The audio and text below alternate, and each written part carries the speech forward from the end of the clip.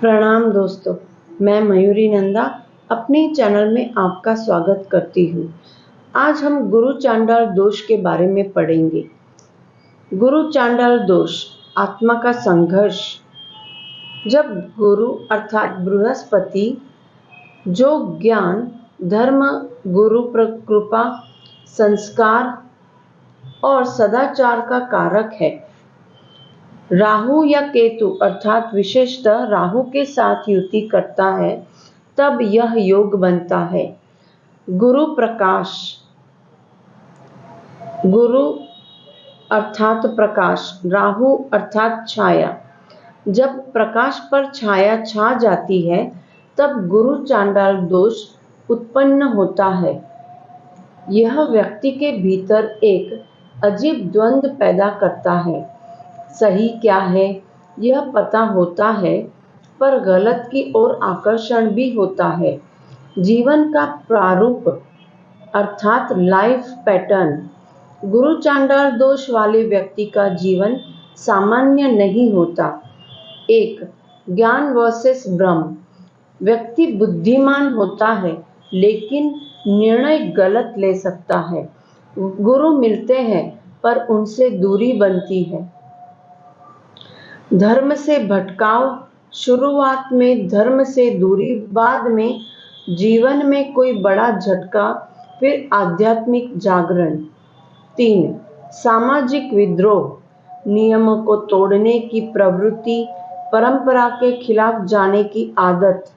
4, कर्म का तीव्र फल, अच्छे कर्म अचानक सफलता, बुरे कर्म अचानक पतन। यह योग व्यक्ति को साधारण जीवन नहीं जीने देता। विशेषताएं अर्थात पॉजिटिव पोटेंशियल हर दोष में छुपा हुआ वरदान होता है। अत्यंत तेज बुद्धि, रहस्यमय ज्ञान की ओर झुकाव, ज्योतिष तंत्र, मनोविज्ञान में रुचि, सामाजिक ढांचे को बदलने की क्षमता। यही सही दिशा मिले तो यह व्यक्ति गुरु बन सकता है। नुकसान अर्थात नेगेटिव इफेक्ट्स, गुरु का अपमान या गुरु से दूरी, गलत संगति अर्थात चांडाल प्रवृत्ति, गलत निर्णय से आर्थिक नुकसान, धर्म और अधर्म के बीच भ्रम, प्रतिष्ठा का अचानक गिरना। धन के लिए यह सबसे खराब क्यों? क्योंकि गुरु इज इक्वल टू धन का कारक अर्थात धन, ज्ञान, भाग्य। राहु इज इक्वल टू भ्रम, लालच, अनैतिकता। जब दोनों मिलते हैं तब एक, गलत निवेश, जल्दी पैसा कमाने की चाह, धोखा या नुकसान। 2, अनैतिक धन, गलत तरीके से पैसा आता है, टिकता नहीं। 3, भाग्य का ब्लॉक होना, मेहनत के बाद भी फल नहीं मिलता।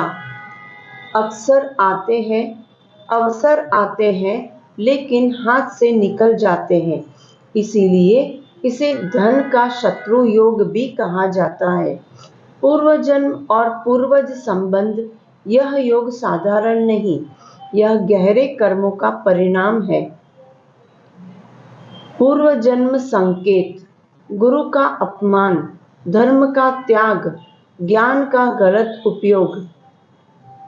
पितृ अर्थात पूर्वज दोष, कुल में किसी ने धर्म विरोधी कार्य किया, ब्राह्मण अथवा गुरु का अपमान, दान या धर्म का त्याग, इसीलिए इसमें अक्सर पितृदोष और गुरु दोष दोनों जुड़े होते हैं। 12 भावों में प्रभाव। 1, लग्न भाव, व्यक्तित्व में द्वंद्व, गलत निर्णय, गलत पहचान।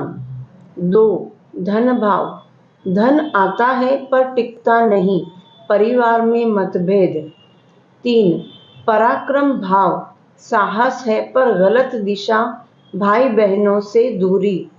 सुख भाव, मानसिक अशांति, घर में शांति नहीं। 5. बुद्धि और अथवा संतान, बुद्धि तेज पर गलत उपयोग, प्रेम में धोखा। शत्रु भाव, शत्रुओं पर विजय लेकिन स्वास्थ्य समस्या। 7.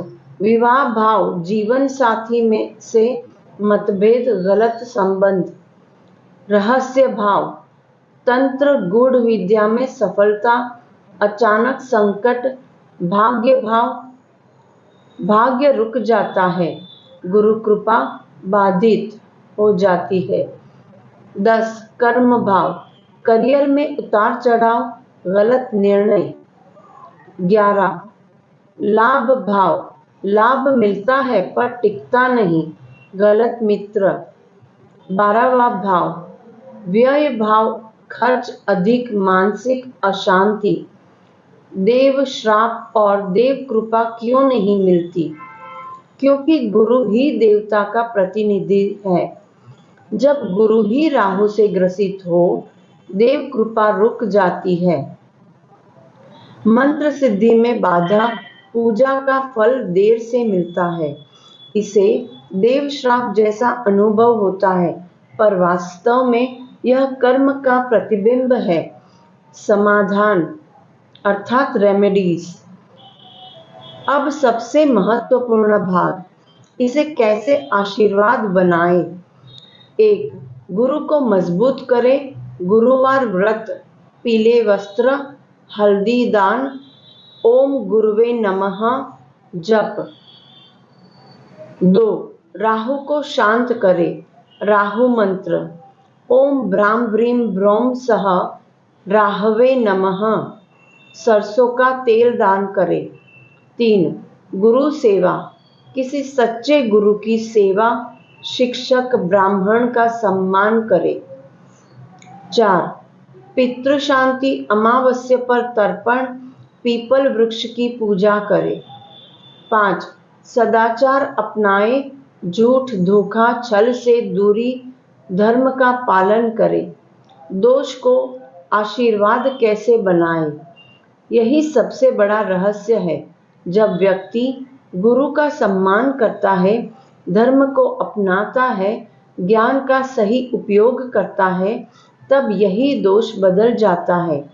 गुरु चांडाल दोष, गुरु सिद्धि योग। ऐसा व्यक्ति महान ज्योतिष, तांत्रिक, आध्यात्मिक गुरु बन सकता है। अंतिम सत्य, गुरु चांडाल दोष कोई सजा नहीं है, यह आत्मा को अंधकार से प्रकाश की ओर ले जाने का मार्ग है। यह योग कहता है, तुमने पहले ज्ञान का दुरुपयोग किया, अब उसे सही दिशा में उपयोग करना सीखो।